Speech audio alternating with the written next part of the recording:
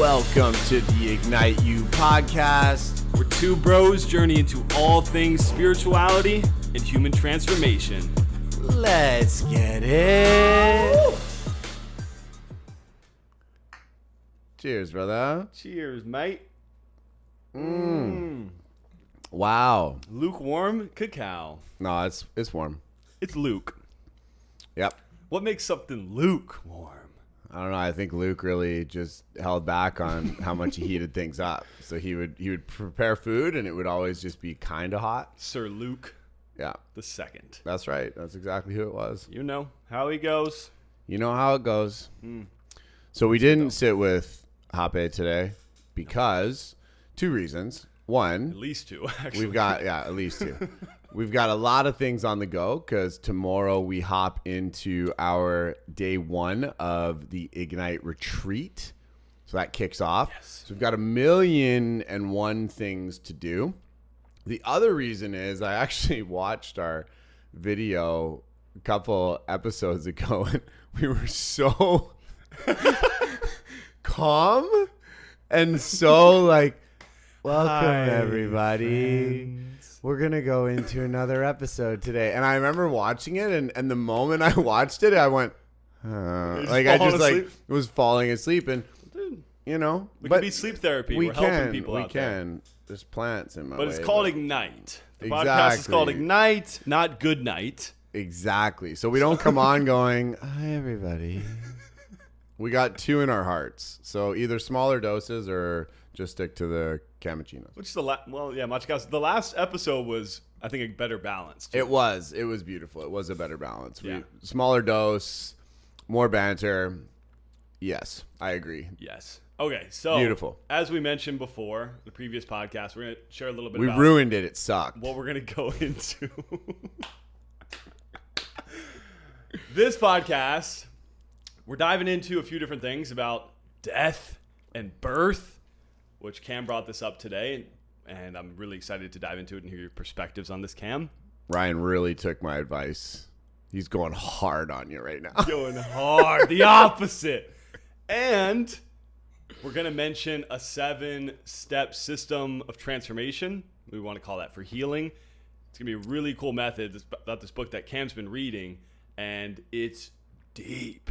It's profound. And from any method we've seen for healing and or transformation, this system is spot on. So we're giving that to you all today. As we know, it's January, so you're still kicking off the year.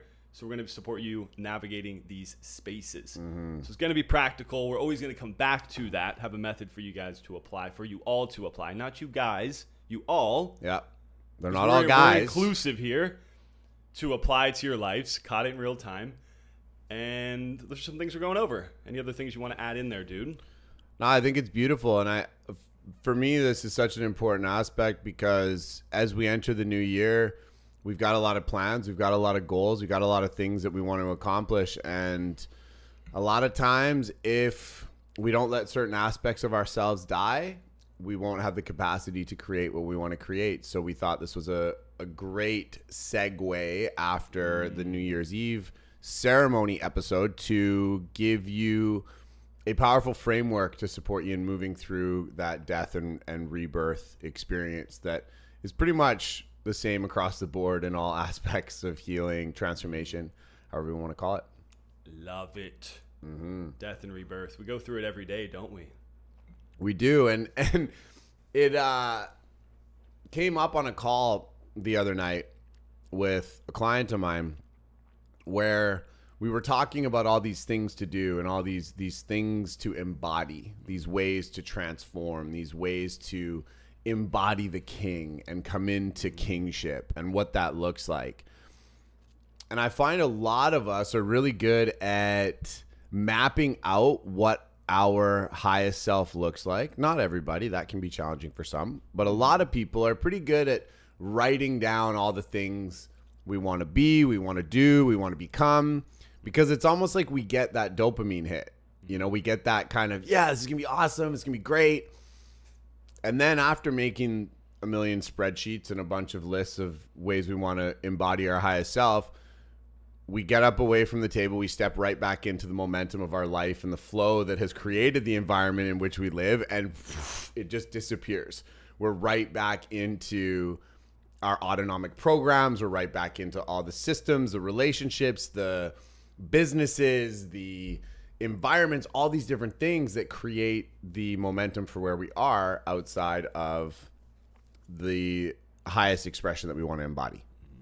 Yeah. So I thought it was really, really potent to dive into the actual application of how we create capacity to embody these things. Yeah, I really love this, especially because last week we were talking about how to map out your year, how to reflect on the past year, and the concepts around that, and why it's important to be forward focused, why it's important to have the lens of celebrating this past year, looking at this year and seeing what you want to create. And today we're going to talk about the practical side of what needs to die, what death is necessary. And I know for myself, I tend to lie on the more positive spectrum and the light spectrum of like, yes, celebration, let's create. And you have a lot more in this wheelhouse of navigating death, darkness, shadow work, and these things, which I love and appreciate. And I've learned so much from you around this. And I'm very grateful for it because it comes back to true acknowledgement and true awareness of what is going on now, not bypassing the reality and be like, oh, I'm going to create this thing and yeah, it's going to happen. It's like we're talking about with the mantras. We bring this up over and over again. You can just say the mantra and then expect it to happen. You got to acknowledge what's happening in your life now. Yes. What is happening right now? How are you showing up day to day? What pieces, parts of you, or things around you need to die for you to actually expand into your potential? It's pretty cool. And I love this conversation you were having with him. Do you want to share a little bit more about that? Like a little bit more about what it was?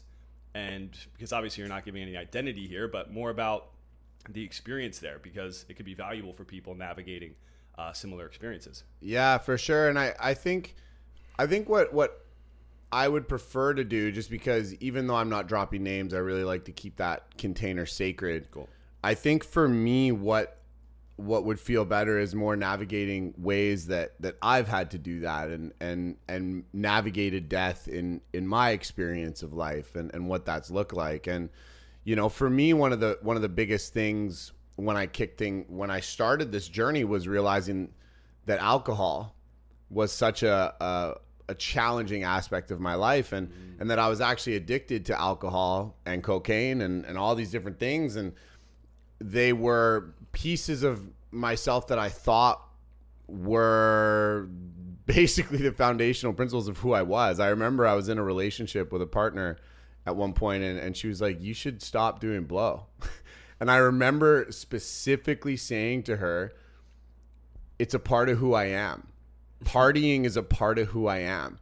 And if you can't accept that, then you can't be with me.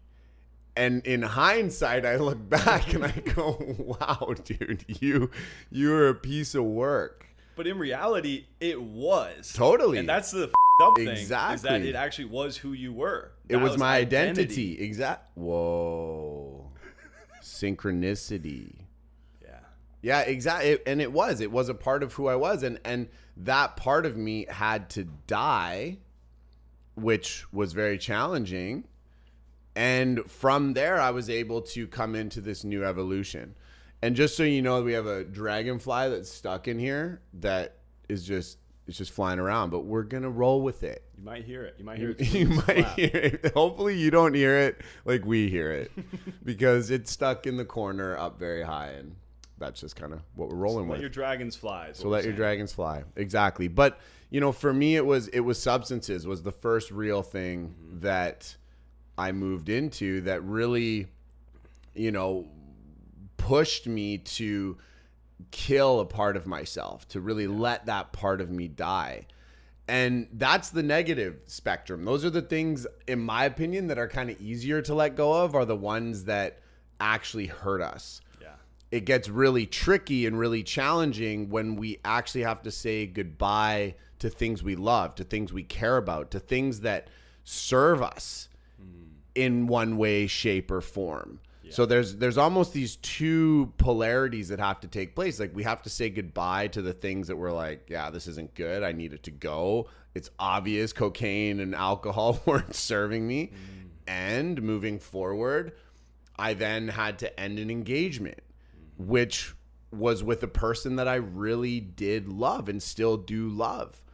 And we weren't going in the same direction. And to end something like that, that's so beautiful, that you care so much about, in my opinion, is the hardest aspect of the dying process. It's like losing something you love. And whether that's a person, whether that's a business, whether that's, you know, an environment that you're in, a friend, whatever that is, it's painful and it sucks.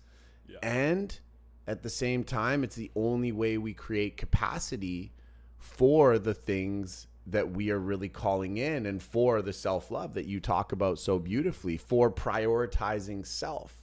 Yeah. It's so true, man. I was saying this before the podcast as well, but I believe we need to be selfish to be selfless. And what I mean by that, and Cam's saying it beautifully, is you need to show up for yourself. You need to serve yourself and love yourself before you can give that to anyone else. We've all heard these phrases. You got to love yourself before you can love anybody else. You got to show up for you before you can show up for the world. But it is so true to come back to that and remember that. I'm saying selfishness. You can call it self-wholeness. You can call it whatever you want. What I'm meaning is showing up for you and prioritizing you, your state, your capacity to love and feel love for yourself, to be in love with yourself. And then, and only then, can we actually show up for the people in the world around us. And whether it's substance blocking that, a relationship blocking that, an addiction, a behavior blocking that. I know for me, one of my biggest challenges, which I've shared before on the podcast, was navigating celibacy, was navigating a space and living for a year without having sex. And that also meant without kissing. That also meant without being intimate in certain ways.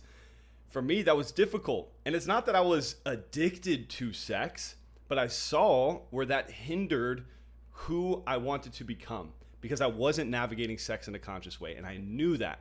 I don't believe the act of sex is bad. Far from it. I believe it's beautiful when you navigate it from a conscious space and you're actually able to create from that space. But when you're doing it out of just, oh, I want some pleasure, oh, I want a hit of that, oh, that feels good, it's not serving your potential, which for me it wasn't. So I had to do that celibacy, which we both explored these worlds.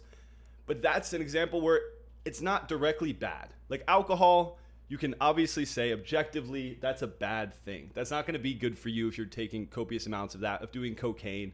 Probably any cocaine isn't good for you. And so you're navigating those worlds. It's obvious. And then you get these gray areas like sex. And you're like, oh, but it's beautiful. It's inspiring. It's why we're here. It's to connect intimately and lovingly. But are you doing that when it comes to the act of sex? And so navigating those gray areas, and then even farther along, navigating the areas that are positive and beautiful and loving, and still being able to step away from those. And that's difficult. Like you're saying, with that engagement, I know how challenging that was. We were in conversation that whole time, and we were connecting and building the business out and doing all these things where you saw it was hindering your ability to show up in the work, your ability to show up in the spaces of building community and feel show alive. Up for myself. Yeah, feel love, dude. The things you loved got hindered and blocked Totally. because of where you were living, because of the identity you were creating and the reality you were building. It's like, this isn't even me.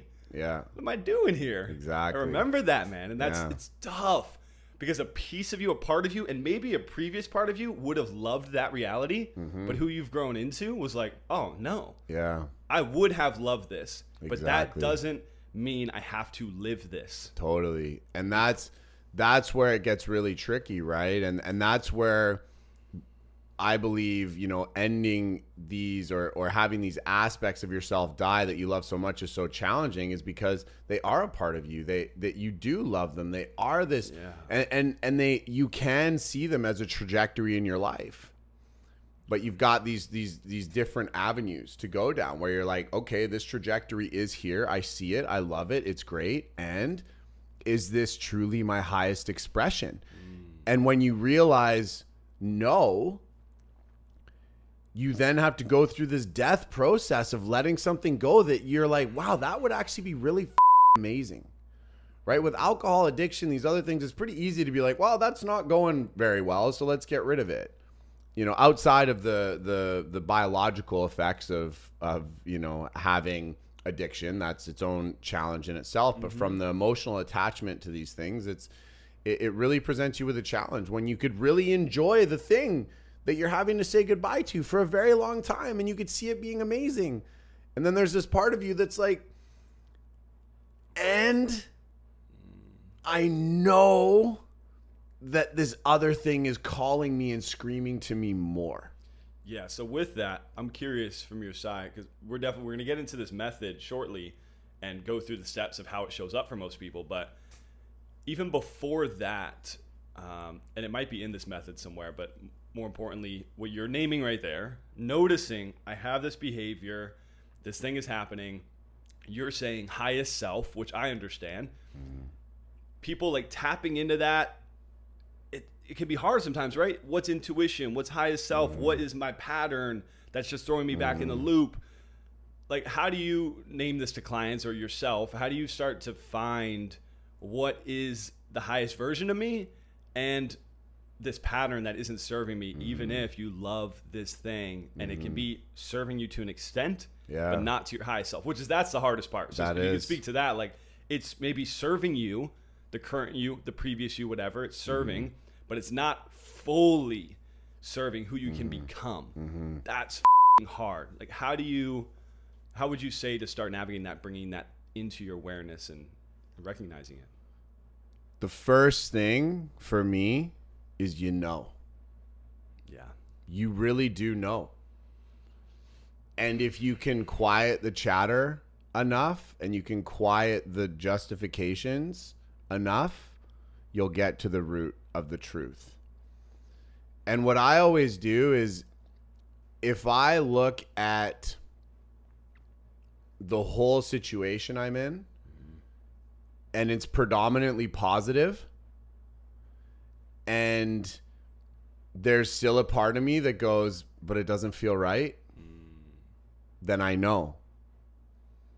But if you look at the situation as predominantly negative and you're sticking to it, then you're probably in a pattern. Yeah, that's obvious. Right? It's obvious. And you know, there's a scale here. You know, there's some good, some bad, and that's where it gets tricky. But that, for me, is where you have to start leaning into trust. If you have all of these things around you that feel right, that look right, on paper are amazing, and there's an aspect of you that is slowly drawing away from that, as long as it's not an upper limit, which is a fear of actually receiving what you want, as long as it's not that, which is pretty easy to check in on, then you know it's your highest self speaking to you. It's love speaking to you.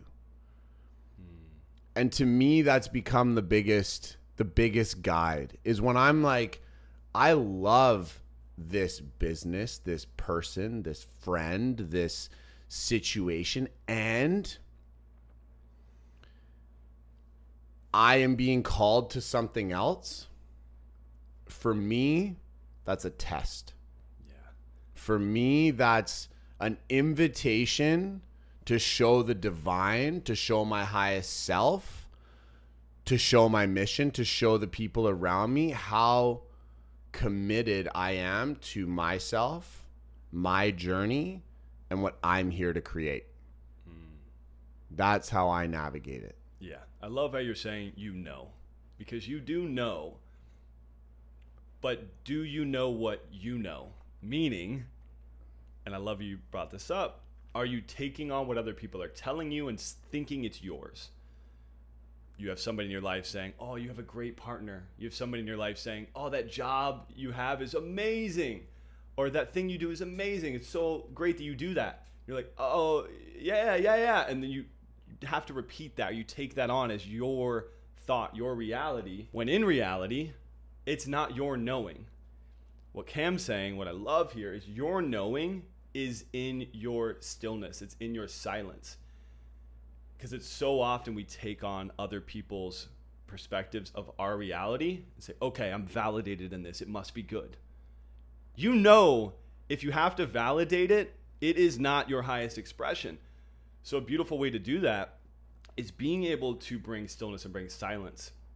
If you're noticing this, you're like, oh, I kind of do feel that, but I don't know what to do here. Allow yourself to have space from everybody, from everything. Just be with you, with some paper, with a practice, with you being alone with yourself. Ask yourself questions because you do know. And this strengthens that ability. I know this because I've recently had to navigate this. I'm somebody who's so often in social circumstances. I thrive around people. I thrive in environments of community.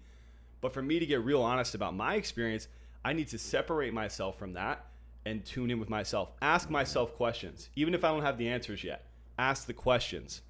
Cam just brought up a couple beautiful ones. And it's really checking in with that.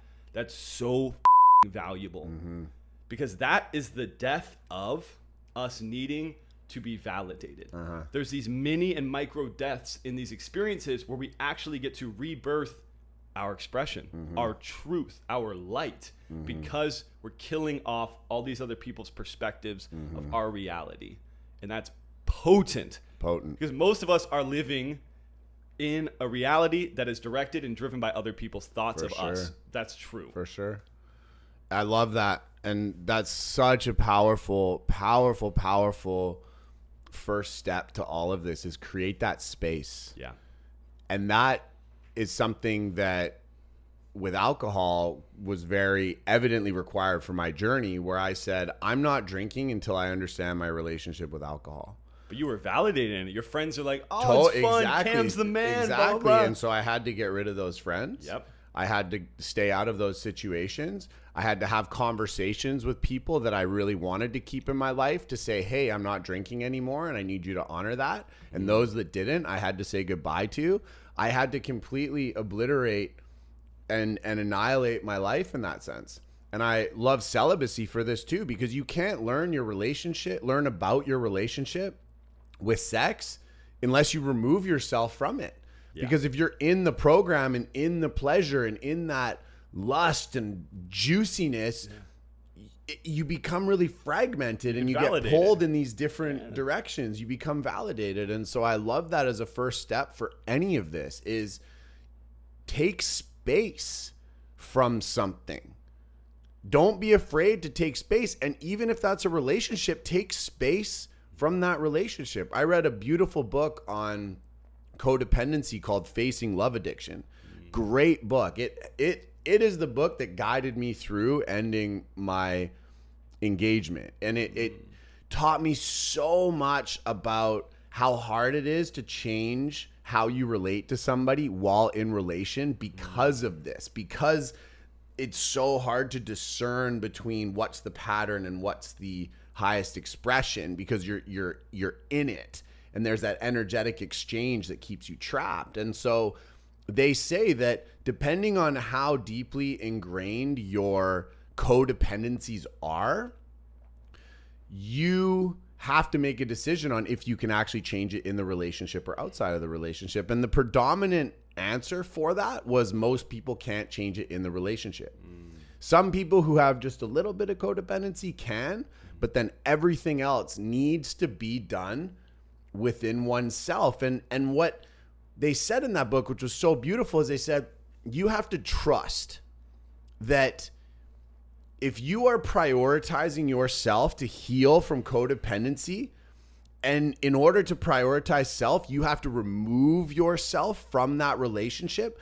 You have to trust that if you're meant to be with that person, they're going to honor you in that healing. They're going to support you in that healing. And if you end up together, great.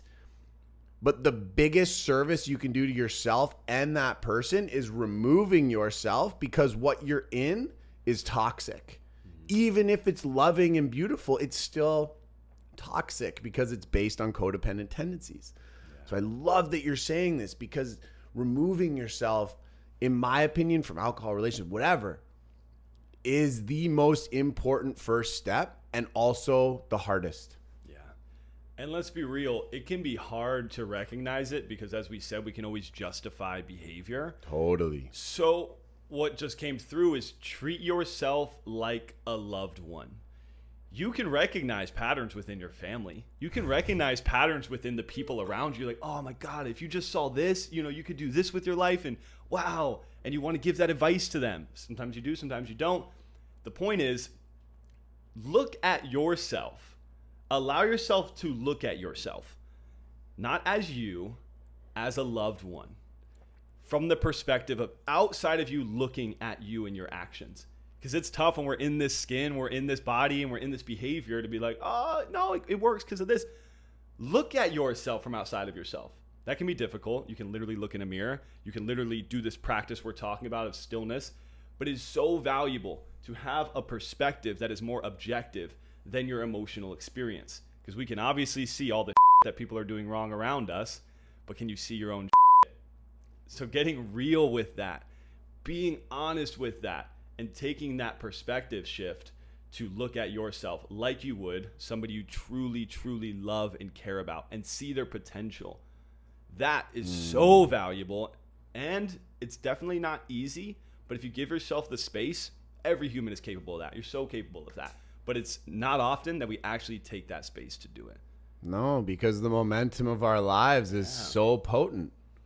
It's like pulling back on the reins on a Clydesdale, just cooking, right? Like it's not easy. It's stopping a freight train. Yeah. But I love how you sum that up. Mm-hmm. So powerful, so beautiful. And this leads perfectly into the first stage. Let's go.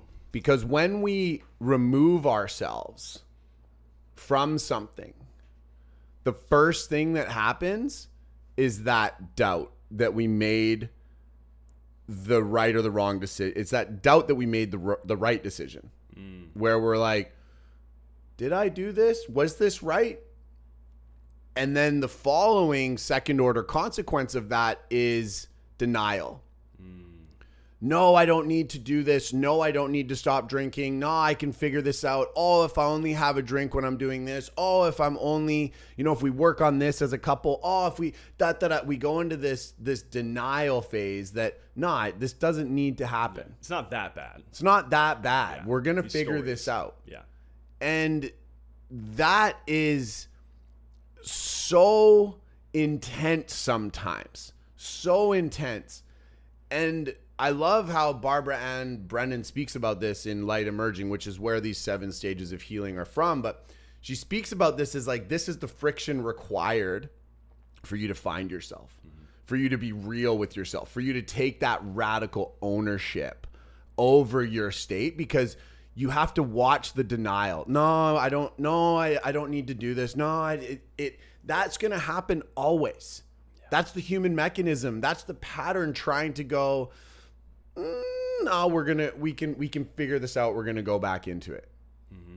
And it's so important to be able to watch that, because this is where most people flip the script. They go, nope, I'm back. I don't have a drinking problem. I don't need to stop drinking. Yeah. I'm good. You should see him. You should see her. You should see, exactly. Yeah, comparison. Exactly. And you might be in denial right now that you are using denial, which is a paradox, but it's true. Because even when I first read this, I was like, when do I go into that? Nah. And then I was like, oh yeah, I do. And I had to accept that. I had to recognize that.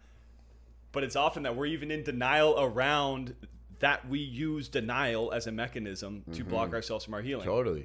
Which is the denial. Totally. That doesn't allow us to be in that Denial-ception.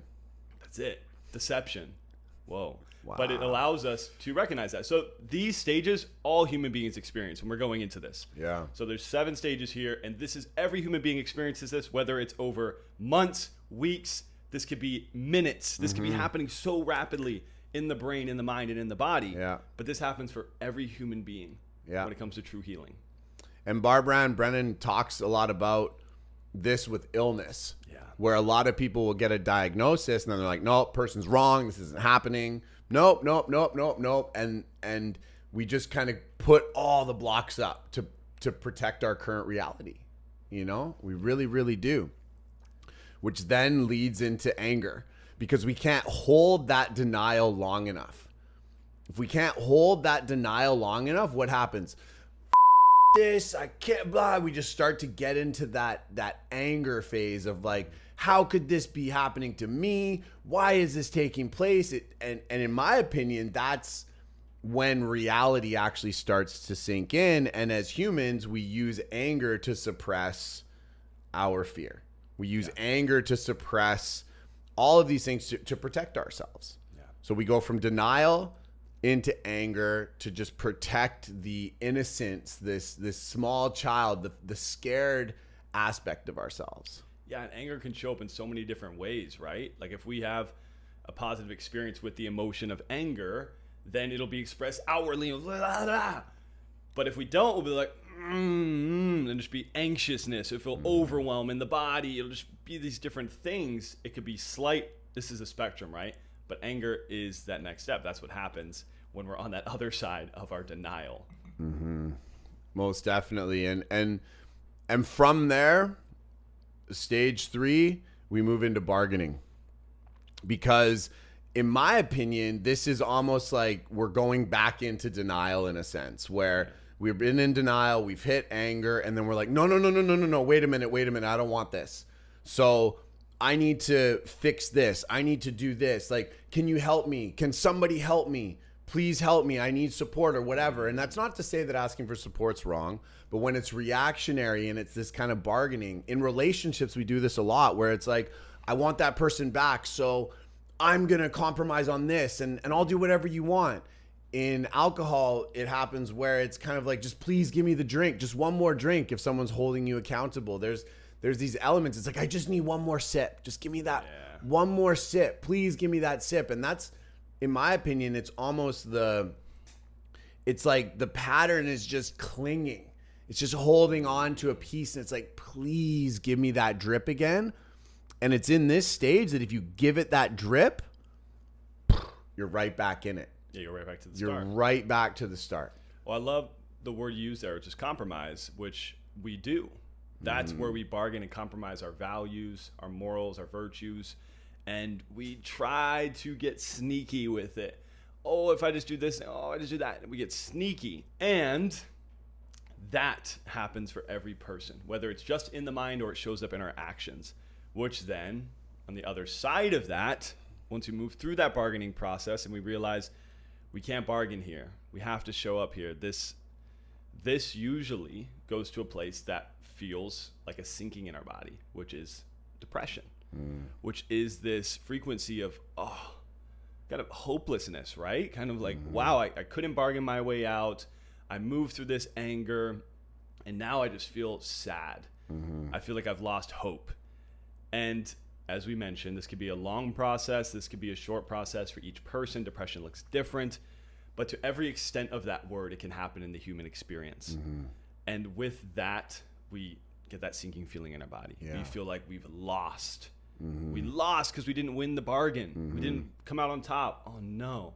That depression sinks in. That's the fourth part. And this is where mourning is so important, because depression is one's inability to express sadness. It's this suppression of sadness that keeps us in a state of numbing so that we don't feel the sadness that needs to be expressed. And this is why mourning the death of whatever's taking place is so important to move through the stage of depression. If we don't, we get stuck here. It gets very ugly, very challenging. And so this is where things get very, very messy in a sense of the waterworks, the snotting, the screaming, the somatic release of that death. And I think this is where a lot of people get stuck, predominantly with terminal illness. And this is what Barbara Ann Brennan speaks a lot about in the book, is people get stuck here.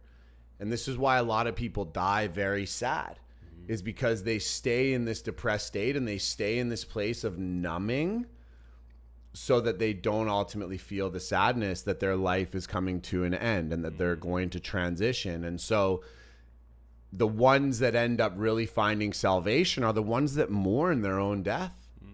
The ones that mourn the ending of this physical vessel. And this can look like a relationship. This can look like an illness. This could look like ending a business. This could end up, it looks the same across the board. But it's so important to sit with that, to feel that, to allow your sadness to come to the surface and to express it without any resistance. And to be held in this space is very important by people that are going to empower you to bring your sadness to the surface. Yeah, it's so important. This is one that I know for me is easier to bypass in the sense where I'm like, oh, I'll feel for a little bit, but I don't really need to feel that because I know I'm healing and this is great and I can move through it and it's beautiful. But only recently in my life have I really allowed myself to feel even more the sadness when it comes through in these moments. When I've lost something or I had to let go of something or had to lean into something different. It's feeling this that actually allows me to build. Otherwise, and this is a very masculine tendency, is to just move through and be like, no, things good, I'm good, go. And then later on, months later, you realize, my heart's broken.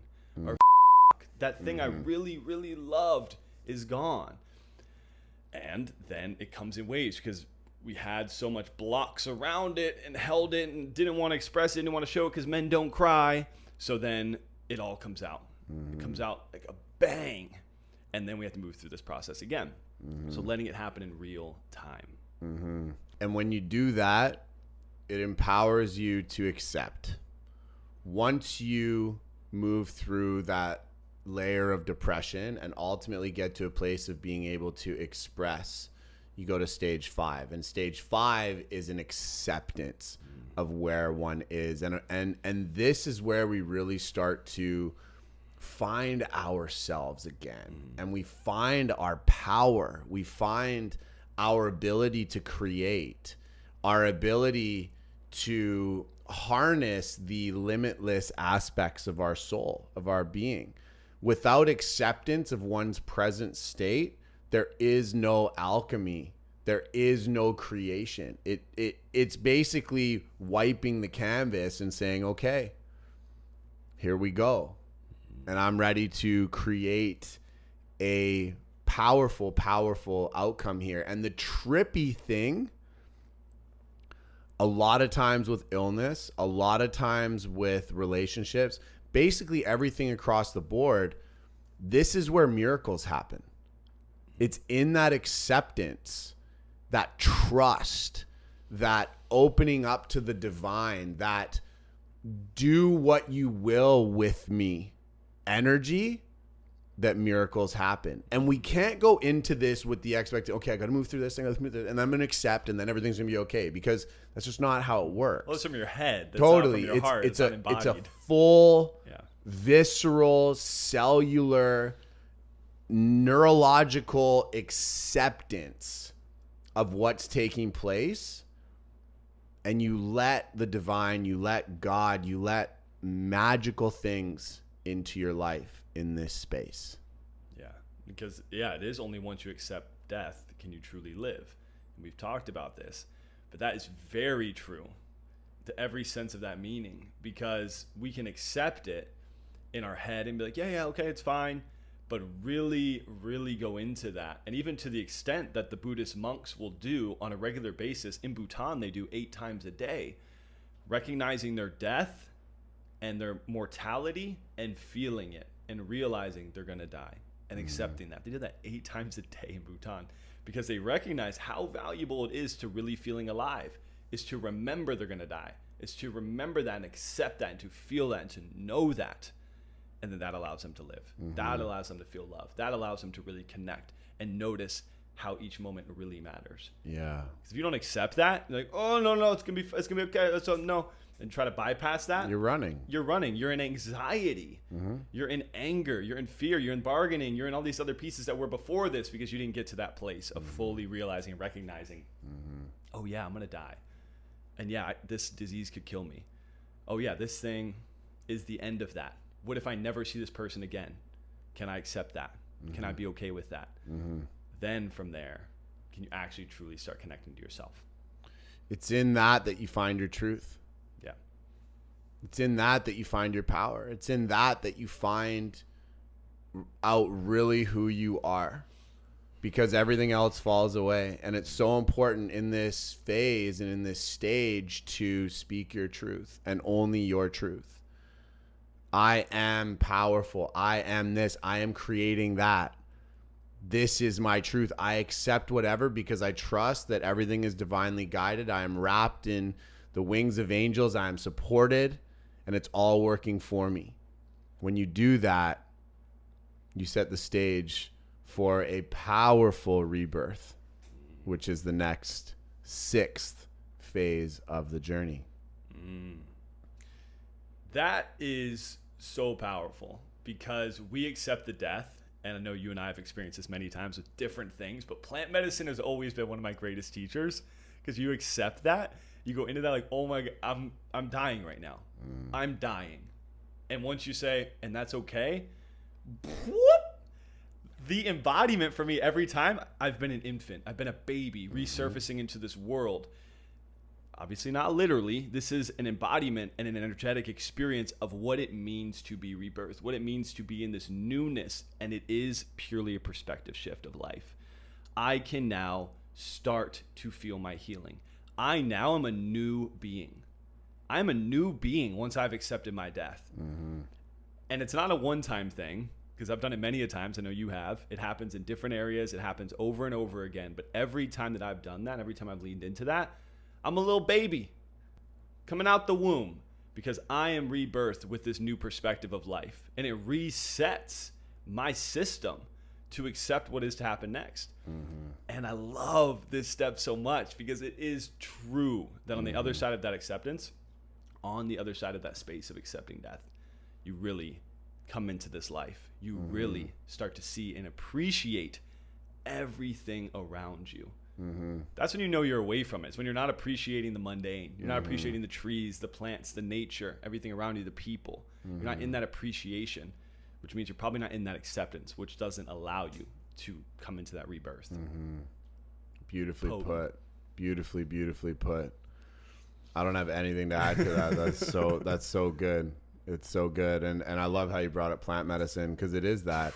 You know, plant medicine is torturous until you surrender, until you accept. And then it's beautiful. People fight it. And that's why so many people have such intense ayahuasca, bufo, all these intense medicine journeys. Is yes, there's elements of being taught what we need to be taught. And at the same time, I feel like every time I've gone into a very challenging, very painful experience, it's because I've resisted the medicine.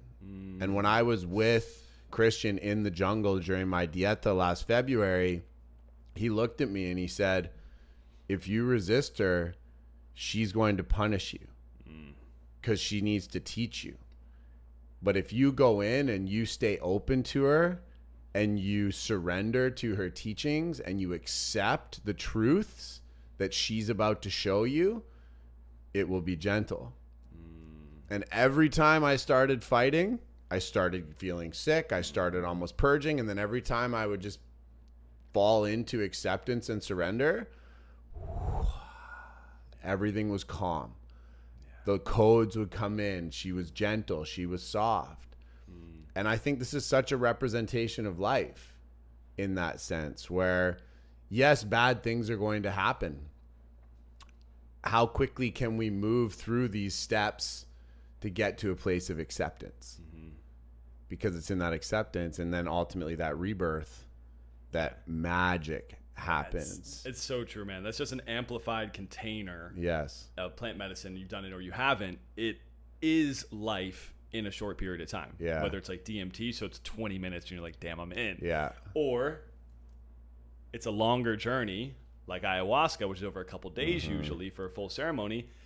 But that is life. That's us listening to the divine. That's us listening to the higher guidance. It's just thrown on us in a space where we Yeah. really get to show up for the healing. But this is everyday life. Totally. Are we showing up for truth? Are we showing up for what's being asked of us? Yes. Or are we ignoring it and getting slaps in the face? Yes. So this is amplified experiences using medicines, using guidance like that. But every day is an opportunity for this. And then that brings us to the 7th and final step, which is creating. And this is where you actually start to embody and become the person that you want to be. This is where you have created the capacity to create that. You've mourned the death of the past self. You've gone through all the grasps to try and keep things the same. You've reprogrammed the mechanism. And when you can go into that rebirth, you're then presented with a new life from which you can create. And this is why, I'm also currently reading the Tibetan Book of the Dead, and they talk about the psychonauts, and they talk about these monks who have gotten to a place where they remember all past lives and are able to stay aware during the dying process. And I think that those individuals are individuals that have healed to a level at which they're able to follow these 7 stages so powerfully, so quickly, so intentionally, that they're able to stay in the creation process all the time. They're souls that have gotten to a place where they're like, okay, I am dying physically, moving through that dying process, going through this whole experience to be able to create the new life, share that magic, share that love, be in that next embodiment. I think they're the professionals at this type of thing. And when you get to that place of awareness, of allowance, your ability to create is endless. The challenge that so many people have is they want to get right to creating. They're like, I'm here, let's create. And I think this is what so many programs and various aspects miss, is they go, create this, but you're just creating from the same mentality that created the problems in the first place. So you can't create the new self. And so I think it's so important to realize that modern society wants a pill to go from where you are now to creation. But you need to, it's a universal law to follow these steps. Even if it's very short, even if you do them all in one day because you're getting really good at it. Yeah. There's still an element of honoring each of these steps that's very important to actually create the capacity to create. Yes. So recognize you might be somewhere amidst this journey. You might be in the depression. You might be in the anger. You might be in the rebirth. You could be anywhere along this journey, or you might be realizing you're actually blocking this from happening, and there's a place where you need to step up. There's a place where you're in denial right now that you need to show up for this. So wherever you are in this, hopefully this is an amplification and allowing for you to see how you can start to navigate it to the next step. See how you can start to use this. It's a method of sorts, but it came through. Like, this is clean, clear-cut guidance for all human beings to navigate healing and transformation through. So where you're at, anywhere on the journey, and being able to navigate to that next step. We'll share a resource for this book. I think it's really hard to find. Really hard to find. I had to print it in Bali from a woman who gave it to me, so that's a printed copy. That's a printed Bali copy. Yeah, so I'll try and find a link for you. I really do want to share this book. It is really hard to find because it's a textbook as a part of a curriculum for healers that work at her school. Gotcha. So I'll see if we can figure that out. I can't quite promise that I'll be able to track it down. Okay. What I will say is I'll post a link to Barbara Ann Brennan's her school and all the different things that she offers, and if it speaks to you, then check it out. And I know she has written a lot of books that are available in more conventional senses. I just don't know if this one can be found. Yeah. And if you're like, wait, what was that step? We'll also type that in the description below. We'll type each step and then a little bit about that we use today to go into. Definitely. So you can reference that. I think that'll be a helpful piece that you can navigate because you want to listen back and see what we said and where we said it, but just have that reference point to recognize it, because this system works, people. Like, this is value. So powerful. And to end, I just want to share that this stuff is really hard. And speaking from experience, speaking from someone who has made a lot of very challenging decisions in my life and had a lot of death and rebirth experiences, I just want to be tender with you for a moment and acknowledge that it takes courage. It's very hard. This is not easy. Transformation is not easy. And it's very important to know this and to honor yourself and to move through the emotions. And I really have a beef with this energy of go and get it done and transform and become the highest version of yourself. Yes, it's important to be motivated. Yes, it's important for inspiration. It's important for masculine energy at times.